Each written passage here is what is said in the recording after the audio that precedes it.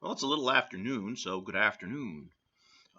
For today, I have another poem that we used to study in our 10th grade classes. Some of my former students will remember this one. It is titled The Wreck of the Hesperus by Henry Wadsworth Longfellow. And classes used to enjoy this because it has a good rhythm. It flows really smoothly, and it's a tragedy and rather brutal in its tragedy. And if there's a theme to this piece, it's that hubris in leaders is really dangerous. Something to think about, right? Okay, so here we go. The Wreck of the Hesperus by Henry Wadsworth Longfellow. It was the schooner Hesperus that sailed the wintry sea, and the skipper had taken his little daughter to bear him company.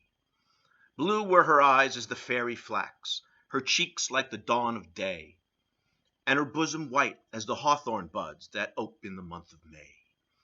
The skipper he stood beside the helm, his pipe was in his mouth, and he watched how the veering flaw did blow, the smoke now west, now south.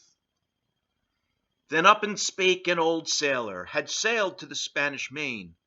I pray thee, put into yonder port, for I fear a hurricane. Last night the moon had a golden ring, and tonight no moon we see. The skipper he blew a whiff from his pipe, and a scornful laugh laughed he. Cold and louder blew the wind, a gale from the northeast. The snow fell hissing in the brine, and the billows frothed like yeast. Down came the storm, and smote amain the vessel in its strength. She shuddered and paused like a frighted steed, then leapt her cable's length. Come hither, my little daughter, and do not tremble so, for I can weather the roughest gale that ever wind did blow. He wrapped her warm in his seaman's coat against the stinging blast.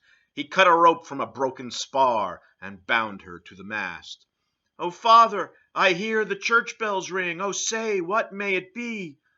"'Tis a fog bell on a rock-bound coast," and he steered for the open sea. "O father, I hear the sound of guns, oh say, what may it be?"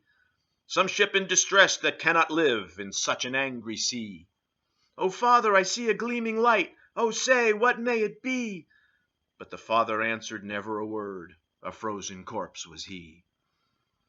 Lashed to the helm all stiff and stark, with his face turned to the skies, the lantern gleamed through the gleaming snow on his fixed and glassy eyes.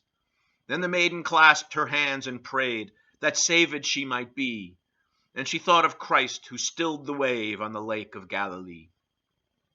And fast through the midnight dark and drear, through the whistling sleet and snow, like a sheeted ghost the vessel swept toward the reef of Norman's Woe.